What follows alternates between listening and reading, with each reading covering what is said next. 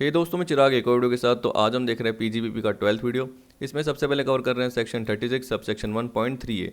इसमें बोल रहा है discount on issue of zero coupon bonds. तो देखिए, कूपन का मतलब होता है इंटरेस्ट रेट। ये बोला है जीरो इंटरेस्ट रेट वाले बॉन्ड अगर एक कंपनी इशू करती है तो पब्लिक क्यों खरीदने की करेगी?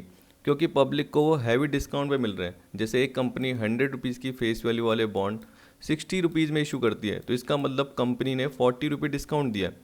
इसका मतलब अगर पब्लिक उसको 60 रुपीज़ में आज खरीद रही है तो मैच्योरिटी पर पब्लिक को 100 रुपये मिलेंगे। तो पब्लिक का फ़ायदा हो गया 40 रुपये पर बॉन्ड। ठीक है। और कंपनी के लिए एक तरीके से एक्सपेंडिचर के फॉर्म में हो गया कितना, 40 रुपये का। अब देखिए, बोल रहा है कि जो 40 रुपीज़ डिस्काउंट है, और मान के चलिए कि कितने बॉन्ड थे, 1 लाख बॉन्ड थे, तो 40 इंटू 1 लाख कितने हो गए, 40 लाख रुपये। तो ये 40 लाख रुपये का जो भी हैवी डिस्काउंट है वो कंपनी को प्रोपोर्शनेट बेसिस पे अलाउ हो जाएगा। जो भी बॉन्ड का मैच्योरिटी पीरियड है या जो भी लाइफ है, जैसे मैं मान के चल रहा हूँ कि 10 ईयर्स की लाइफ है, तो 40 लाख अपॉन 10, मतलब हर साल 4 लाख रुपीज़ डिस्काउंट के फॉर्म में अलाउ हो जाएंगे, मतलब खर्चों के फॉर्म में अलाउ हो जाएंगे। तो जनरली सेक्शन इसी की बात कर रहा है। अब देखिए, बोल रहा है कि इसमें कौन सी कंपनी है जो कि जीरो कूपन बॉन्ड इशू कर सकती है।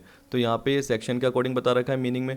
As per section 2 sub section 48, zero coupon bonds mean a bond issued by any infrastructure capital company और इंफ्रास्ट्रक्चर कैपिटल फंड और पब्लिक सेक्टर कंपनी, ये तो आपको बताइए, और शेड्यूल्ड बैंक ऑन और आफ्टर 1 जून 2005।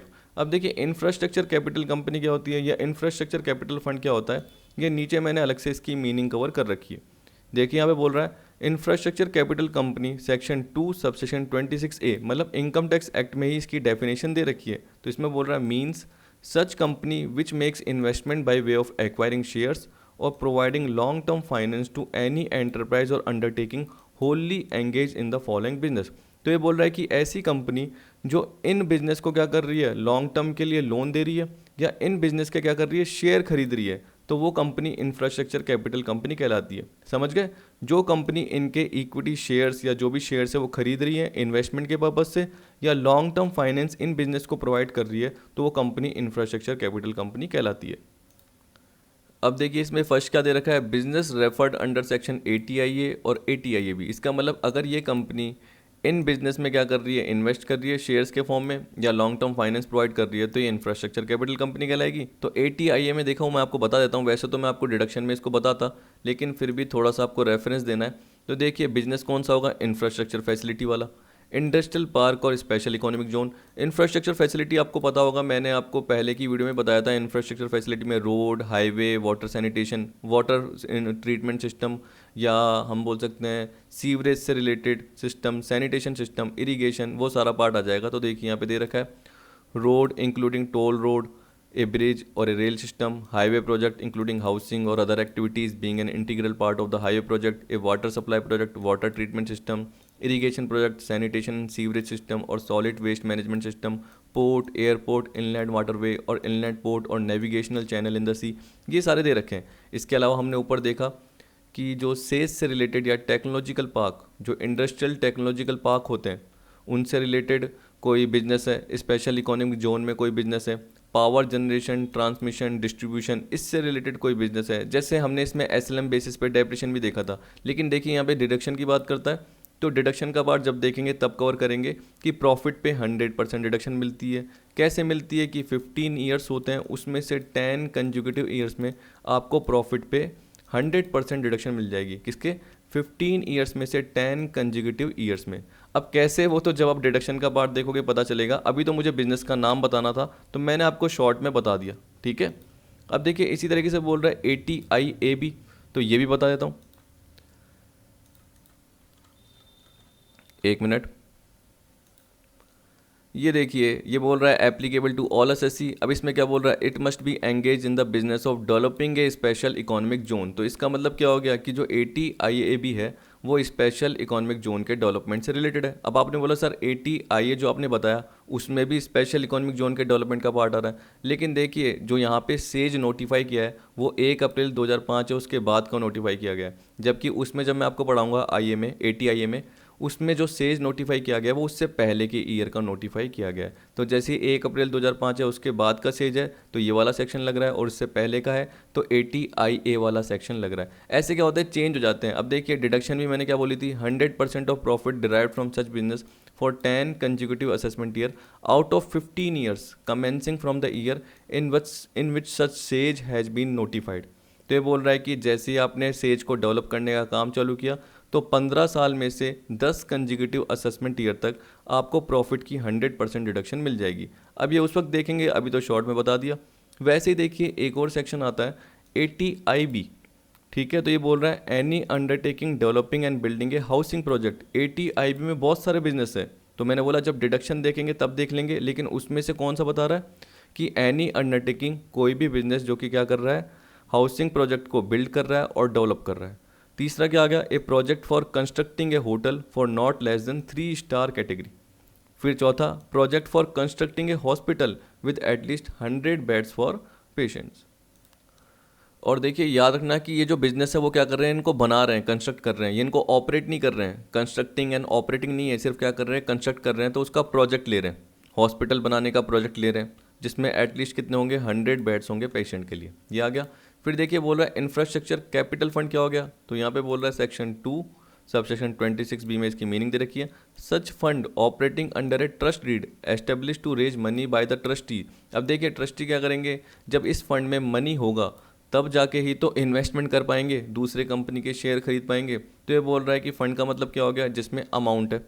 अब उसके लिए क्या कर दिया, एक ट्रस्ट डीड बना दी और एक ट्रस्टी हो गया जो कि क्या कर रहा है, मनी रेज कर रहा है। तो मनी रेज करने के बाद उस फंड में पैसा आएगा, उस फंड के थ्रू क्या होगा, इन्वेस्टमेंट होगा। तो बोल रहा है for investment by way of acquiring shares और providing long term finance to any enterprise और undertaking wholly engaged in the following business, same to same ऊपर वाली लाइन दे रखी है, ठीक है। तो एक तरीके से जो फंड हो गया वो कौन कर रहा है, मेंटेन, ट्रस्टी कर रहा है, जो कि ट्रस्ट डीड बनी हुई है उसके अकॉर्डिंग क्या कर रहा है, मनी रेज कर रहा है, और उस मनी का यूज़ क्या कर रहा है, शेयर्स में इन्वेस्ट करने के लिए कर रहा है, किसी पर्टिकुलर बिजनेस में, इन वाले बिजनेस में, ठीक है, या लॉन्ग टर्म फाइनेंस प्रोवाइड कर रहा है इन पर्टिकुलर बिजनेस को। ये आ गया। अब देखिए चलते हैं वापस से ऊपर, आगे बढ़ते हैं। क्या बोल रहा है ये कि in respect of which no payment and benefit is received और रिसीवेबल बिफोर मैच्योरिटी और रिडम्पशन फ्रॉम द इशूअर। तो ये बोल रहा है कि जो इशूअर है, मतलब जो कंपनी है जो इशू कर रही है, या फंड है या पब्लिक सेक्टर कंपनी है, जब इशू कर रही है तो सामने वाले को कोई भी बेनिफिट कब तक नहीं मिला, जब तक मैच्योरिटी नहीं हो जाती या रिडम्पशन नहीं हो जाता, उससे पहले तक उसको कोई भी बेनिफिट नहीं मिल रहा, ना कोई पेमेंट किया है बीच में। कह रहा है in respect of which no payment and benefit is received और रिसीवेबल बिफोर मैच्योरिटी और रिडम्पशन फ्रॉम द इशूअर। तो कंपनी कोई भी पब्लिक को बेनिफिट नहीं दे रही बीच में, या पेमेंट नहीं कर रही बीच में, जब तक कि मैच्योरिटी नहीं आती, जब तक कि रिडम्पशन का पार्ट नहीं आता। विच द सेंट्रल गवर्नमेंट में by notification in the official gazette specify in this behalf. तो कौन से जीरो कूपन बॉन्ड इशू करने हैं, कैसे करने हैं, वो सेंट्रल गवर्नमेंट क्या कर देगी, नोटिफाई कर देगी।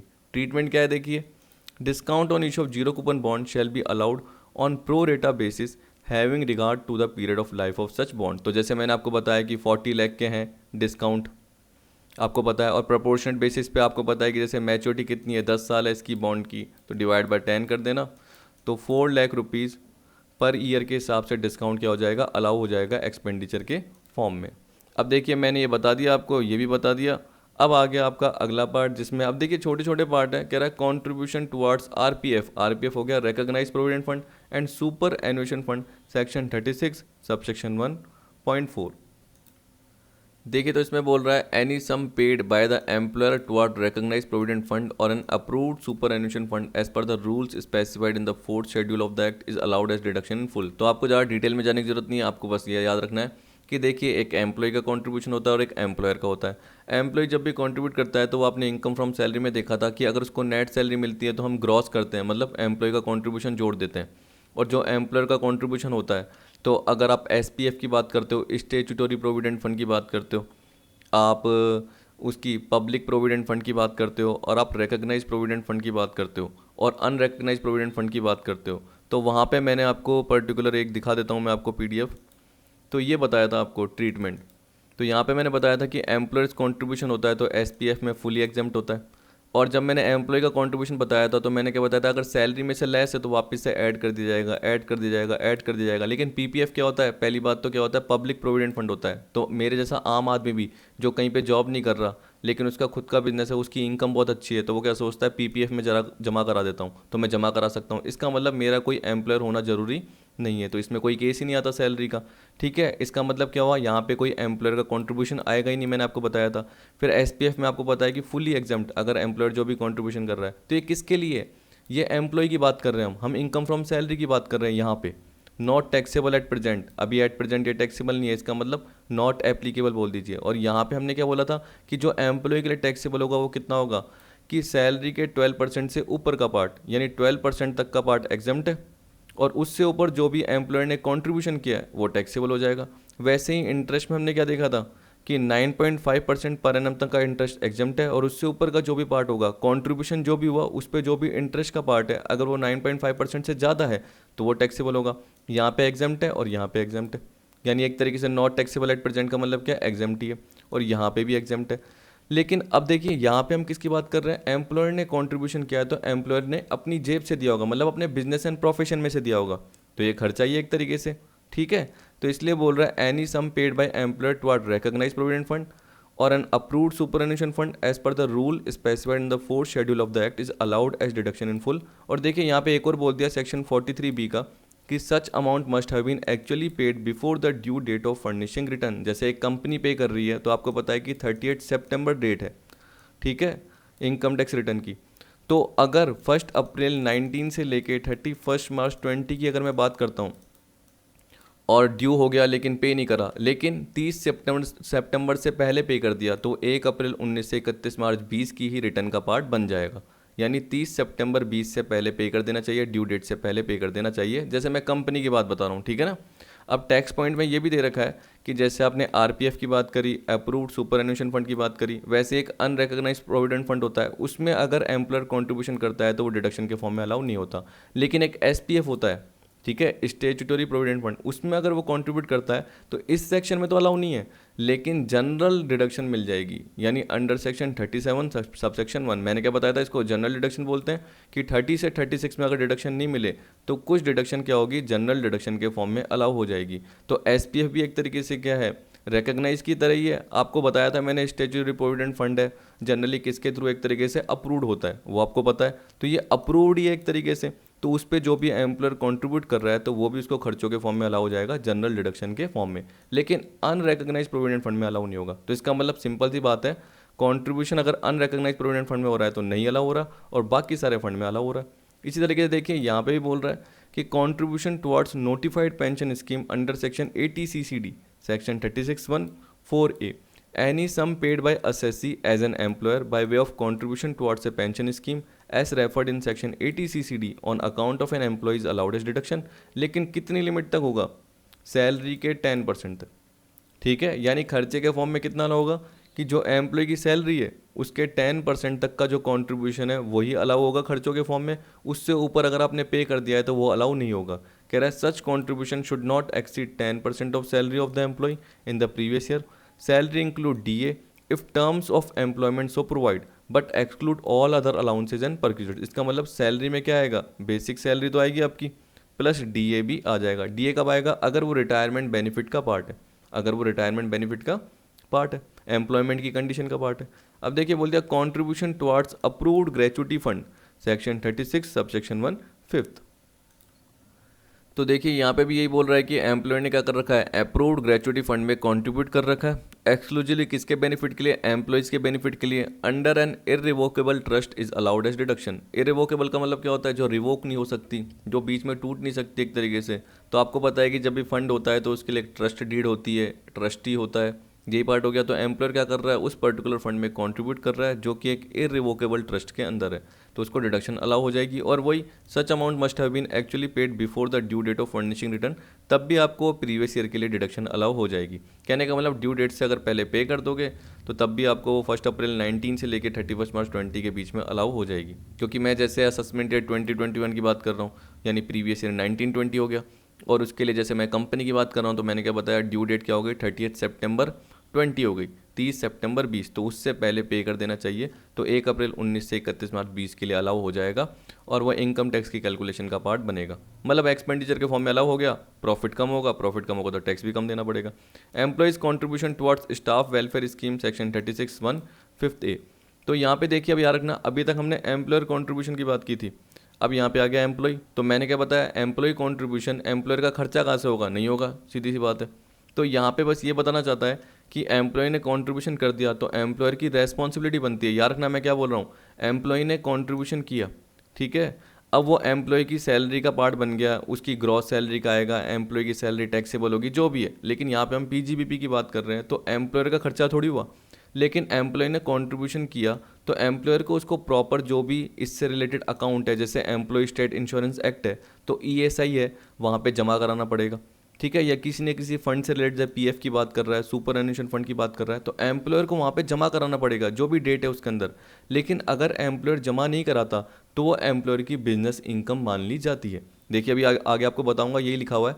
तो देखिए बोल रहा है any sum received by an employer from his employee as contribution towards provident fund, superannuation fund, any other fund set up under the provision of Employees State Insurance Act, ESI Act 1948, और any other fund for the welfare of such employee, क्योंकि किसकी बात कर रहा है, staff welfare scheme, तो ये सारे इसके पार्ट है, is treated as an income of the employer, ठीक है, क्योंकि एम्प्लॉय कॉन्ट्रीब्यूशन कर रहा है।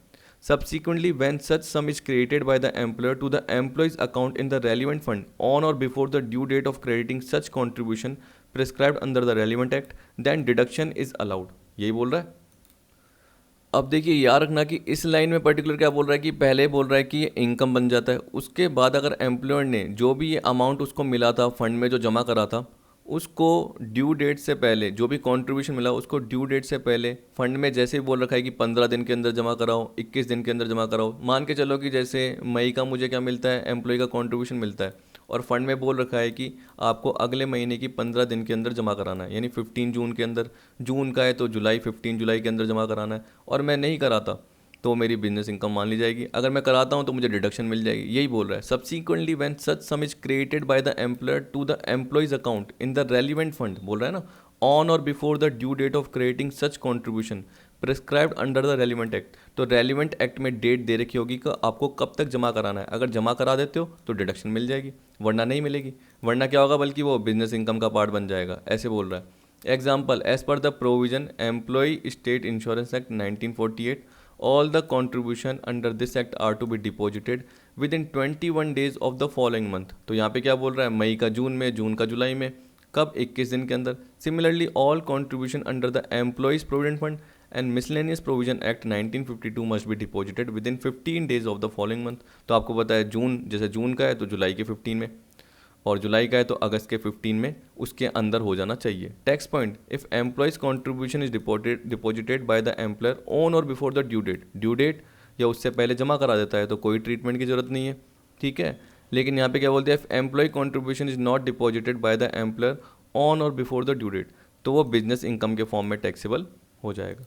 अब ड्यू डेट का मतलब क्या है, जो कि हमने ऊपर देखी थी उसी टाइप से बोल रहा है। Due date means the date by which the assessee is required as an employer to create an employee's contribution to the employee's account in the relevant fund under any act। तो मैंने आपको ऊपर भी बताया कि 15 दिन, 21 दिन जनरली वो बोल रहा है, ठीक है। तो एक्ट में जैसा बोल रखा है उसके अंदर एम्प्लॉयर को जमा कराना पड़ेगा।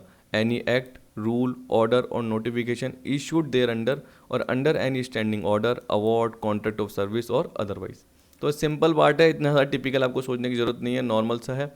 वैसे ही आगे प्रोविजन दे रखा है ये section 36(1)(6), allowance in respect of dead और यूजलेस एनिमल्स। अब देखिए आपको पता है कि इन पे डेप्रिशन तो मिलता नहीं है, क्योंकि ये एनिमल्स की बात कर रहा है। तो बोल रहा है कि अगर एनिमल्स की डेथ हो गई या वो यूजलेस हो गए, यानी बिजनेस एंड प्रोफेशन में अब काम में नहीं आ रहे, तो उस केस में डिडक्शन कैसे मिलेगी, जो भी इसकी एक्चुअल कॉस्ट थी, एनिमल को खरीदने की एक्चुअल कॉस्ट लगी। अब आपको पता है कि एनिमल जो भी मर गया उसकी आपको खाल, आप उसकी जो चमड़ी या खाल है वो आप बेच सकते हो। तो अगर उसको बेचा तो उससे जो भी पैसा मिला वो लेस कर दोगे एक्चुअल कॉस्ट में से, और बाकी जो अमाउंट है वो डिडक्शन के फॉर्म में मिल जाएगा, ऐसे बोल रहा है। या यूजलेस एनिमल है उसको बेचा, उससे जो भी अमाउंट मिला उसको लेस कर दोगे एक्चुअल कॉस्ट में से, और बाकी अमाउंट डिडक्शन के फॉर्म में मिल जाएगा। बस याद रखना कि जो एनिमल है वो बिजनेस या प्रोफेशन में काम में आना चाहिए, और उसको आपने स्टॉक इन ट्रेड के फॉर्म में हेल्ड करके नहीं रखा हो। इसका मतलब आपके बिजनेस या प्रोफेशन में काम आ रहा था, जैसे नॉर्मल एसेट काम आती है ना, वैसे ये बिजनेस या प्रोफेशन के लिए काम में आ रहा था। तो ये बोल रहा है section 36(1)(6) provides for deduction in respect of animals use for the purpose of business और प्रोफेशन। कंडीशन में क्या दे रखा है, animals are use for the purpose of business और profession, such animals are not held as stock in trade, अच्छी बात है। सच एनिमल्स हैव डाइड और become permanently useless for such purpose. Quantum of deduction में क्या बोल रखा है, difference between actual cost of the animal to the assessee and the amount realise. कब होगा, जब उसकी चमड़ी या खाल बेचोगे, जिसको बोलते हैं कार केसेस, या एनिमल जो यूजलेस एनिमल है उसको बेच दोगे। तो बोल रहा है and the amount realise if any in respect of carcasses और sale of animal is allowed as deduction. तो वो डिडक्शन के फॉर्म में बाकी अमाउंट मिल जाएगा कि एक्चुअल कॉस्ट में से जितना अमाउंट रियलाइज हुआ है वो लेस कर दो और बाकी अमाउंट डिडक्शन के फॉर्म में उस साल अलाउ हो जाएगा। अब देखिए आपका आ गया मेन बैड डेट्स, जिसका है सेक्शन 36 सबसेक्शन 1.7। ये बोल रहा है एनी डेट और part thereof which becomes bad shall be allowed as deduction. आपको पता है कि आपने क्या करा, जब किसी कस्टमर को माल बेचा मर्केंटाइल बेसिस पे है, क्योंकि देखिए कैश बेसिस पे तो बैड डेट्स होगा ही नहीं, क्योंकि अगर आप कैश बेसिस पे मेंटेन करते हो तो सामने वाले से तुरंत आपको कैश मिल जाता है, तो बैड डेट्स का तो चांस होगा ही नहीं। तो जनरली ये मर्केंटाइल बेसिस पे होता है, जब आप अक्रूवल बेसिस पे अकाउंटिंग करते हो, यानी नॉर्मल आप ट्रेडिंग पीएनएल जैसे सोचते हो। तो आपको पता है कि जैसे मैं बाय डेटर बोल रहा हूँ गलती से, बाय सेल्स आपने की, ठीक है, उसमें से आपने क्रेडिट सेल भी दिखाई, ठीक। तो मान के चलिए कि आपकी पूरी ही क्रेडिट सेल होती है और आपकी साल की जो सेल है वो 20 लाख की है। अब उसमें से आपके जो बैड डेट्स हो गए वो कितने के हो गए, 1 लाख के हो गए। तो आपने इनकम दिखा रखी है, तब जाके आप खर्चा अलाउ कर सकते हो। अगर आपने इनकम ही नहीं दिखाई होती तो आप खर्चा अलाउ नहीं कर सकते। एक्सेप्शन भी आएगा, लेकिन मैं क्या बोल रहा हूँ कि आपने इनकम अलाउ कर रखी है, आपने बैड डेट्स दिखा रखे हैं, आपने डेटर्स के फॉर्म में पार्ट दिखा रखा है बैलेंस शीट में, आपने क्रेडिट सेल के फॉर्म में ट्रेडिंग एंड पीएनएल वाले पार्ट में दिखा रखा है, तो इसका मतलब आप एक्सपेंडिचर साइड में बैड डेट्स को भी अलाउ कर सकते हो। तो बोल रहा है कि एनी डेट और part thereof which become bad, कोई भी डेटर या उसका कोई पार्ट अगर वो बैड हो जाता है, इसका मतलब आपको अमाउंट नहीं मिलता, आप लाख कोशिश करने के बाद भी आप रिकवर नहीं कर पा रहे हो, तो आपको डिडक्शन के फॉर्म में अलाउ हो जाएगा, ठीक है। Tax point, it is the assessee who decide whether a debt has become bad or not, and the assessing officer can never insist the assessee for production of proof that the debt had become bad। तो कभी भी देखो assessing officer कभी भी insist नहीं करेगा assessee को कि आप प्रूफ दिखाओ कि आपके डेट बैड हो गए।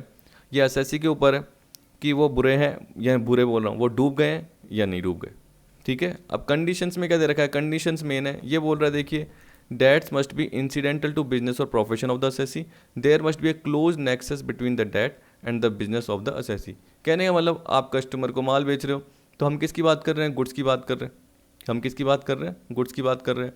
अब आपने क्या कर दी, कोई फिक्स रेट किसी को बेच दी, जो आपकी फिक्स रेट 10 साल 15 साल यूज़ आई और आपने उधार बेच दी, अब उसका पैसा नहीं मिला, तो वो थोड़ी अलाउ हो जाएगा। हम बैड डेब्ट्स किसकी बात कर रहे हैं कि आपके वो डेटर से रिलेटेड होने चाहिए, वो डेटर जो बिजनेस और प्रोफेशन से रिलेटेड है, मतलब जिनको आप रेगुलरली माल बेचते हो, आपका वो इनकम का सोर्स है, वो आपके बिजनेस से रिलेटेड है, ये बोल रहा है। तो इसलिए याद रखना कि अगर आप फिक्स रेट बेच देते हो और उधार में बेचते हो और उस क्लाइंट से या कस्टमर से जिसको आपने क्या करी, अपनी फिक्स रेट जो आपने 10 साल 15 साल यूज़ कर ली, 5 साल यूज़ कर दी, 2 साल 3 साल यूज़ कर ली और आपने बेच दिया, तो आपका रेगुलर काम नहीं है, तो उससे रिलेटेड जो भी अमाउंट नहीं मिला तो बैड डेट्स के फॉर्म में अलाउ नहीं होगा, वो यहाँ पे अलाउ नहीं होगा। तो ये बोला debt must be incidental to business और profession of the assessee, there must be a close nexus between the debt and the business of the assessee. Example में देखिए क्या बोल रहा है, एक एग्जाम्पल में कि एक लॉयर था, उसने अपने क्लाइंट को क्या कर दिया, एडवांस दे दिया, क्योंकि क्लाइंट को क्या है, कोई प्रॉपर्टी खरीदनी थी।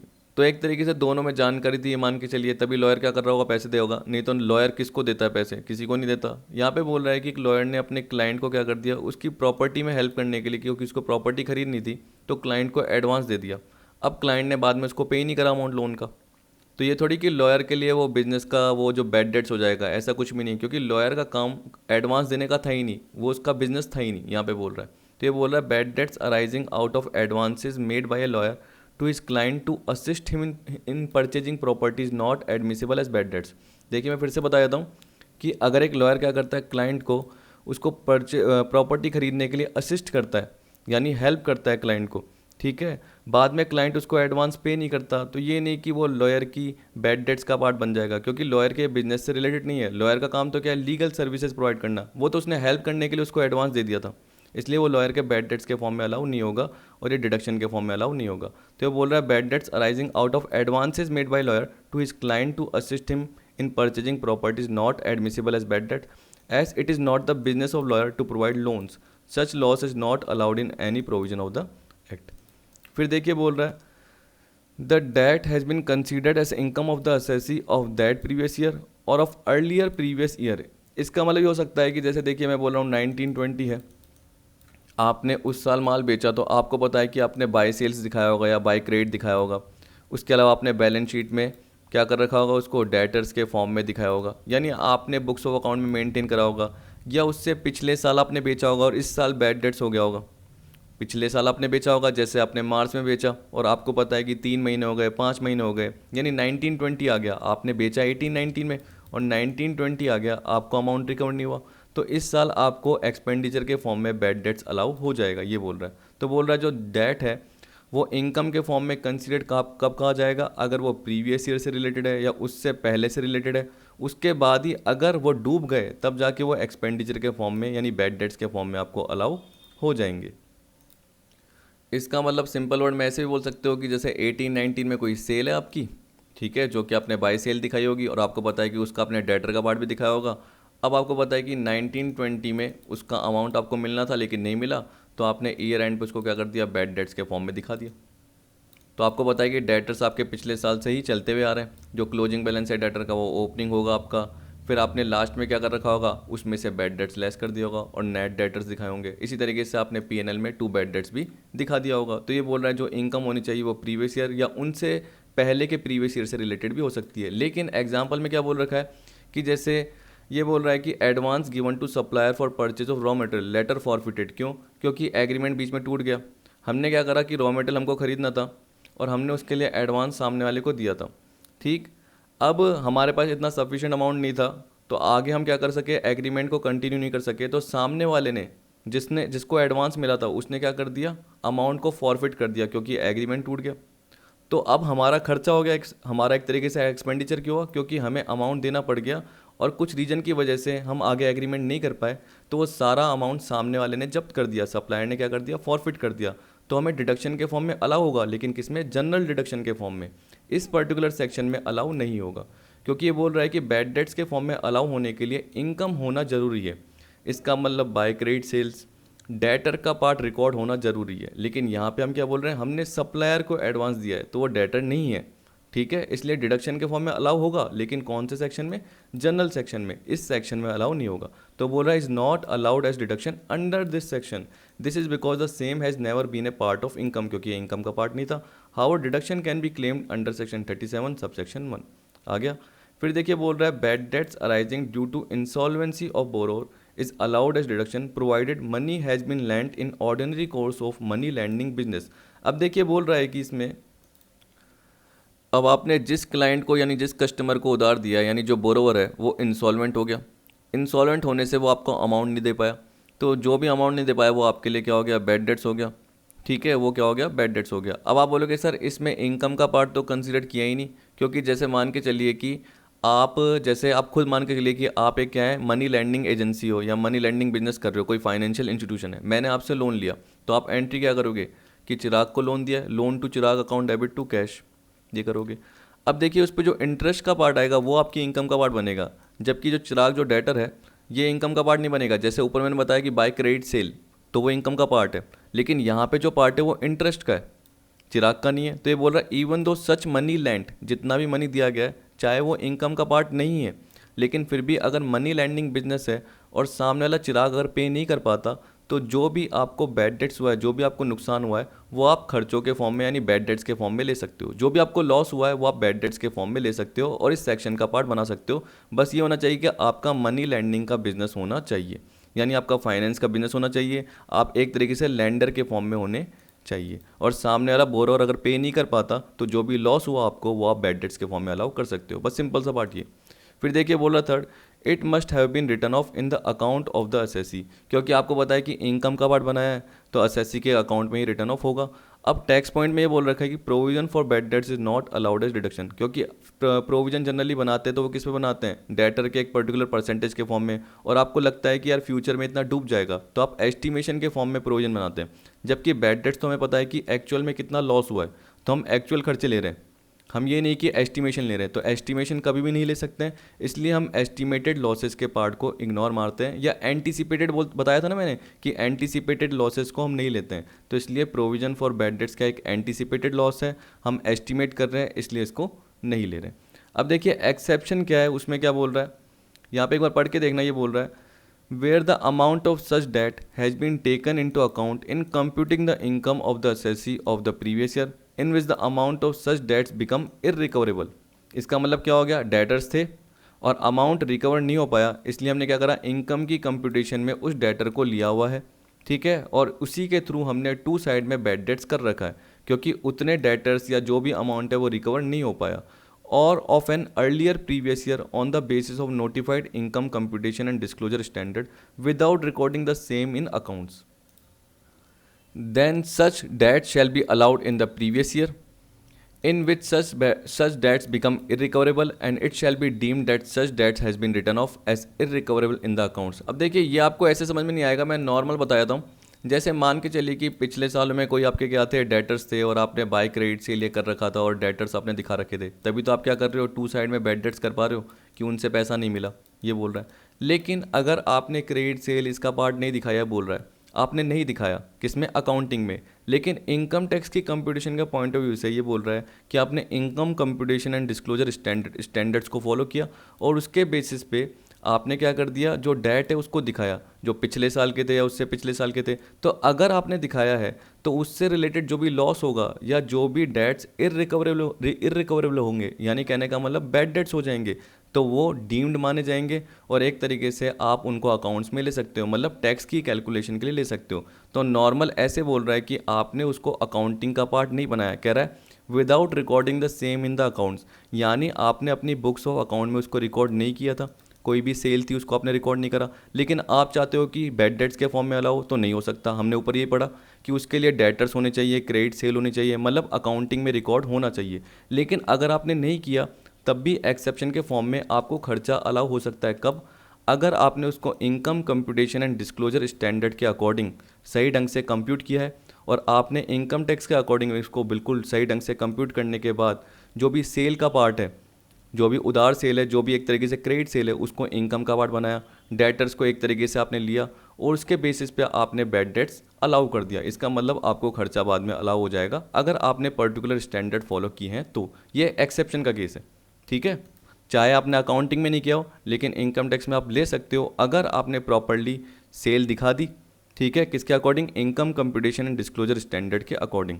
तो चाहे आपने अकाउंटिंग में रिकॉर्ड नहीं करा लेकिन यहाँ पे आपने इनकम कंप्यूटेशन डिस्क्लोजर स्टैंडर्ड के अकॉर्डिंग रिकॉर्ड कर लिया, ठीक, इसलिए आपको बैड डेट्स अलाउ हो जाएगा। अब देखिए बोल रहा है fourth, business must be carried on during the previous year और any part of the previous year. इसका मतलब क्या हो गया, bad debts of a discontinued business is not allowed as deduction even though the assessee has any other business continued.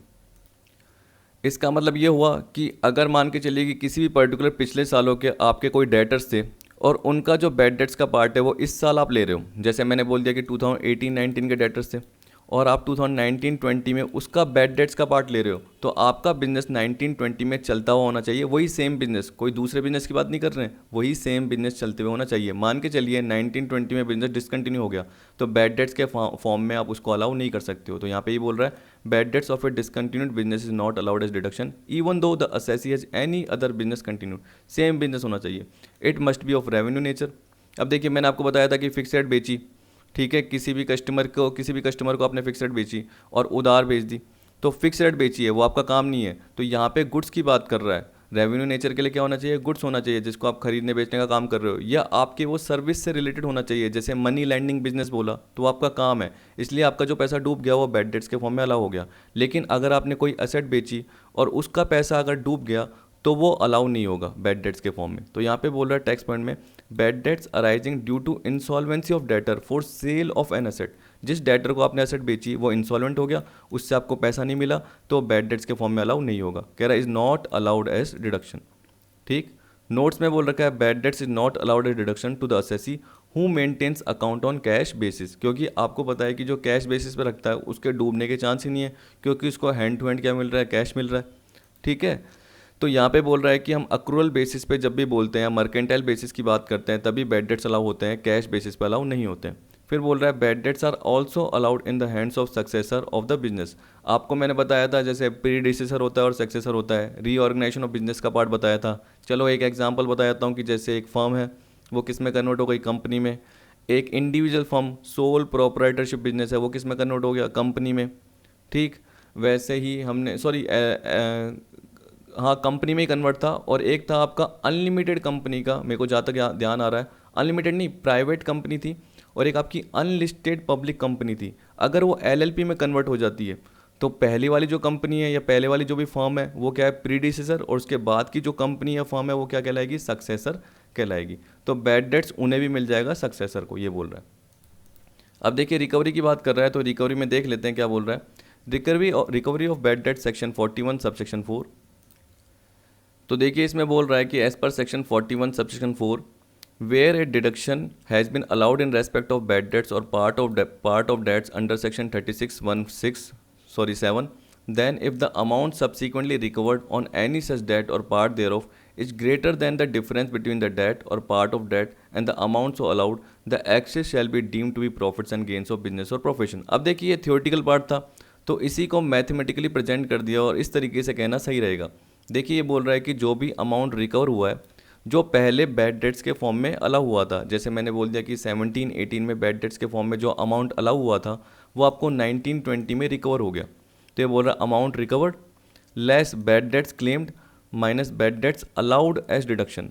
आपने जितना claim किया था और जितना आपको डिडक्शन के फॉर्म में अलाउ हुआ था वो लेस कर दीजिए। ठीक है, दोनों के लेस का जो भी पार्ट है, जो भी डिफरेंस आएगा वो लेस करना है, तो आपके पास टैक्सेबल बैड डेट्स रिकवरी यानी रिकवरी ऑफ बैड डेट्स का पार्ट आ जाएगा जो कि आपके लिए टैक्सेबल होगा। Such recovery shall be taxable irrespective of the fact whether the business is continued और नॉट। तो देखिए बैड डेट्स को अलाउ होने के लिए बिजनेस को कंटिन्यूड होना जरूरी है, लेकिन जब भी आपको बैड डेट्स की रिकवरी मिलती है मतलब इनकम आती है, तो चाहे आपका बिजनेस कंटिन्यूड है चाहे डिसकंटिन्यूड है वो टैक्सेबल हो जाएगा, इसमें ही बोल रहा है। और देखिए यार रखना अमाउंट रिकवर्ड माइनस क्या करना है, इन दोनों का जो डिफरेंस है वो माइनस कर देना है कि आपने जितना बैड डेट्स क्लेम किया था और जितना आपको डिडक्शन के फॉर्म में अलाउ हुआ है वो लेस करने के बाद जो भी अमाउंट आ रहा है वो यहाँ पे लेस हो जाएगा, और बाकी क्या बनेगा आपका रिकवरी ऑफ बैड डेट्स का पार्ट बन जाएगा जो कि टैक्सेबल इनकम कहलाएगा। ठीक, अब अगले वीडियो में देखेंगे इसके बाद का पार्ट कि जैसे मैंने बोला कि provision for bad dates allow नहीं होता, लेकिन कुछ केसेस में क्या होता है ये अलाउ हो जाता है। तो यहाँ पे वही केसेस दे रखे हैं, पर्सन के नाम दे रखे हैं जिनको ये अलाउ होता है। फिर इसके बाद deduction in respect of special reserve आएगा, इस तरीके से छोटे छोटे केसेस दे रखे हैं। फिर आएगा आपका expenditure on promotion of family planning among employees. तो मेरे हिसाब से देखिए 3-3, 4-4 सेक्शन में कवर करा रहा हूँ वही सही है, क्योंकि और ज़्यादा कवर कराऊंगा तो बहुत ज़्यादा थियोरटिकल पार्ट है, आपको भी हेडेक हो जाएगी। तो 30-30, 40-40 मिनट की वीडियो सही है इन पर्टिकुलर पार्ट के लिए। तो आई होप आपको आज की वीडियो में सारा पार्ट समझ में आया होगा। वीडियो देखने के लिए थैंक यू।